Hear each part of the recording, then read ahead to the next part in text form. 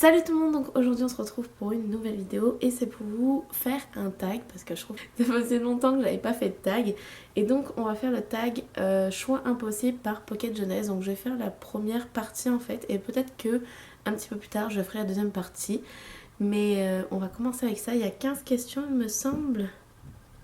Oui, 15 questions, donc eh bien c'est parti. Donc première, votre livre préféré n'existe pas ou vous n'avez pas de coup de cœur pendant 3 ans, ce qui reviendrait à ce que j'ai quand même pas mal de coups de cœur dans mes livres.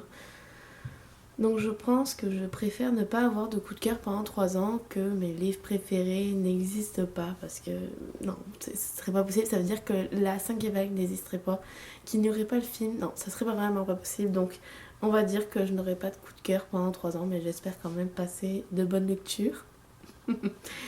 J'espère. Ensuite, deuxième, conseiller un livre ou se faire conseiller. Alors c'est vrai que j'adore les deux. Autant vous conseiller des livres que autant quand vous m'en conseillez. Mais on va dire que s'il faut choisir quelque chose, on va dire que j'ai vraiment vous conseiller un livre. J'adore toujours, surtout quand je vois des retours que vous me dites ok j'ai complètement adoré, je vais sûrement aller voir ce que ça donne en librairie, je vais sûrement me le procurer, ok il est déjà dans ma page, je vais le lire prochainement. C'est toujours un réel plaisir de voir tout ça, donc je pense que je vais choisir ça même si j'adore quand vous me conseillez des livres vous aussi. Ensuite, 3, Hunger Games ou Le Labyrinthe. Alors sachant que je n'ai lu ni l'un ni l'autre, on va parler en tant que film. Pour cette question-là, vu que je n'ai lu ni l'un ni l'autre, on va dire Le Labyrinthe. Hunger Games, je trouve que... Enfin, j'ai regardé le dernier, il me semble. Le dernier, je crois.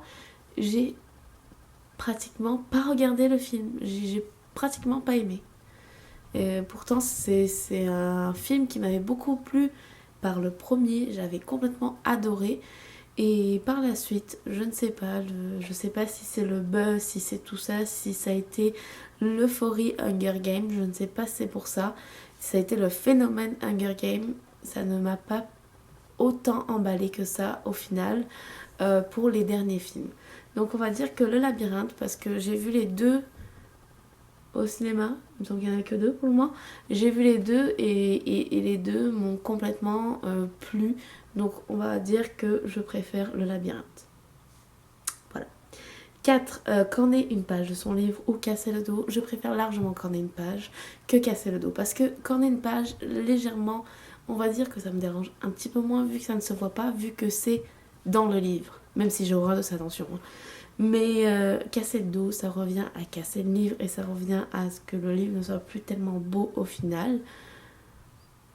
Donc on va dire corner une page. Même si ça me fait... Ça m'énerverait, ça m'énerve quand ça m'arrive des fois. Ça m'arrive comme tout le monde. Mais je pense que ouais, je vais choisir ça. Ouais. 5. Un cliffhanger à la fin d'un premier tome et ne pas pouvoir lire le deuxième avant 1 an, ou un livre avec une fin ouverte qui n'aura jamais de suite. Oh my god, je pense que je préfère le premier choix parce que bien des fois on attend malgré tout 1 an avant que la suite sorte. Malheureusement, des fois on attend que 1 an passe. Donc je pense que je préférais ça que ne pas avoir de suite alors que non, je pense que je vais prendre le premier choix. Je pense que c'est le mieux. Ensuite, 6. Un roman adapté en série ou en film ou un roman non adapté, bien évidemment. Que je réponds un roman adapté, que ce soit en film ou en série, c'est ce que je préfère. C'est ce que j'aime tellement. Ensuite, un livre génial avec une couverture moche ou un livre passable avec une couverture géniale. Et malheureusement, je suis ce genre de personne pour les livres. Beaucoup pour les livres qui sont à regarder l'extérieur que l'intérieur. C'est pas beau, mais c'est vraiment juste pour les livres que je fais ça. C'est très rare pour le reste, que ce soit pour les gens ou quoi que ce soit. Mais dans les livres, c'est la première chose qui va m'attirer, c'est la couverture, ensuite le résumé. Malheureusement. Mais on va dire quand même que pour avoir un livre génial, je préfère avoir une couverture moche. Ça m'arrive, attention, hein, d'acheter des livres qui sont pas très beaux d'extérieur, mais qu'intérieur, ils sont juste sublimes et magnifiques. Ce soit. Donc voilà. Se faire spoiler un livre ou ne jamais avoir la suite. Alors je déteste me faire spoiler un livre, que ce soit un livre, une série ou un film, je déteste me faire spoiler. Mais on va dire que je préfère ça que ne jamais avoir la suite. Ne jamais avoir la suite, c'est horrible. C'est déjà arrivé avec certains films ou certains livres. Non, pas avec des livres, ça m'est encore jamais arrivé. Mais ça va bientôt m'arriver d'ailleurs avec une saga qui malheureusement n'a pas continué de publier les livres en français. Et moi je ne lis pas en anglais. Donc voilà. Mais il me semble. Mais voilà, dans les livres ou dans les séries, ça m'est déjà arrivé de ne jamais avoir la suite, de ne jamais avoir le final de la série ou du film. Et c'est vrai que ça m'énerve au plus haut point. Donc je préfère largement me faire spoiler, même si je déteste ça. Ouais, vraiment. Mm. Ensuite, ne jamais pouvoir parler d'un super livre ou ne lire que des livres nuls pendant 2 mois. Donc ça veut dire que le livre qui serait super, je ne pourrais jamais en parler de toute ma vie, alors que pendant 2 mois, je pense que je vais prendre ça. Je vais lire des livres nuls pendant 2 mois. Ça passe vite 2 mois. Croisez les doigts, ça passe vite 2 mois, je pense. Je sais pas.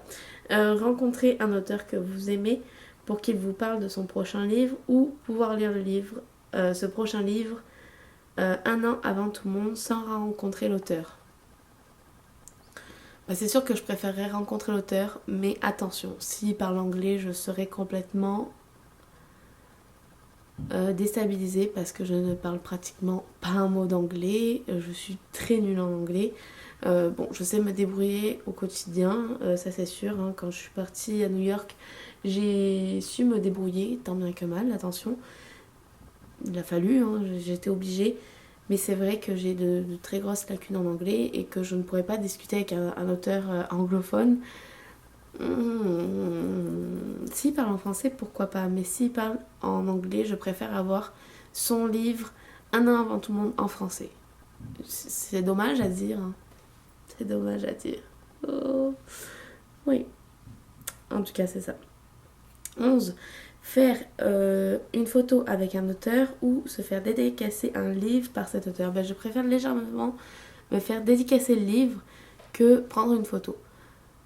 Les photos, on en mémorise plein en souvenir dans notre tête, alors que l'écriture sur un livre, une dédicace sur un livre, c'est quand même quelque chose de encore plus personnel et qu'on garde toute notre vie. Enfin voilà, je sais pas comment dire, mais en tout cas, je pense que vous m'avez comprise. Ensuite, 12. Lire une série géniale d'une traite sans plus jamais y avoir accès après, ou attendre 2 ans entre chaque tome de cette série.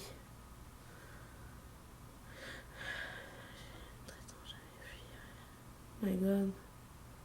Je pense que je lirai parce que déjà on attend 1 an entre chaque tome en général à peu près, tout dépendamment du livre, de l'ampleur du livre, tout dépendamment bien évidemment si ça fait un gros buzz ou quoi que ce soit. Mais en général, surtout ici au Canada, on attend à peu près environ 1 an entre chaque livre. Mais comme je vous dis, c'est tout dépendamment de quel livre c'est, est-ce qu'il a eu un très gros buzz ou quoi que ce soit. Donc on va dire que 2 ans c'est quand même énorme je trouve. Donc on va dire lire une série d'une traite puis plus jamais avoir accès au livre. Je sais pas quoi dire. Au moins je pourrais vous en parler. Je sais pas. Mais je pense que je préférais ça. Ensuite, un livre triste ou un livre qui fait peur. Je suis actuellement avec un livre triste. Et je pense que je préfère ça parce que les livres de peur, j'en ai lu ma première série et pour le moment la dernière, qui est Les yeux jaunes. J'ai eu très très peur avec ces livres. Je ne m'en cache pas, à 25 ans, oui, parce que j'ai eu 25 ans il y a quelques jours, mais à 25 ans, j'ai peur surtout quand c'est extrêmement bien détaillé, extrêmement bien fait et que vous êtes tout seul dans votre lit et qu'il est tard le soir, qu'il fait tout noir et que vous voyez les jeux d'ombre avec votre lumière, je peux vous jurer que j'ai eu peur. Donc je préfère les livres tristes, à la limite, c'est pas grave, je pleure comme une madeleine et et on arrête là. Mais c'est ça. Ensuite, avant-dernière question, un livre avec un prologue, un prologue ou un livre avec un épilogue. Mais ça dépend encore du livre.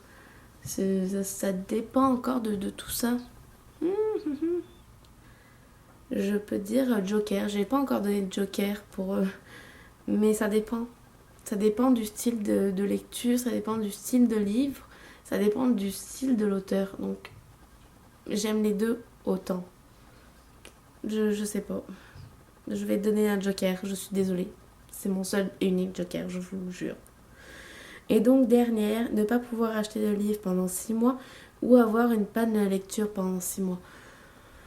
Oh my god. Bah en gros, j'achète tous les livres avant et pendant 6 mois après, j'achète plus rien. Il n'y a pas de problème, vous me donnez une carte illimitée et j'achète plus rien après pendant 6 mois, s'il faut. Mais avoir une panne de lecture pendant 6 mois, ça je pense que c'est horrible parce que c'est quand même 6 mois. 6 mois c'est long. Encore ça aurait été un mois, j'aurais dit bon, je préfère ça. Mais là, c'est 6 mois. Moitié d'une année, c'est horrible. Non.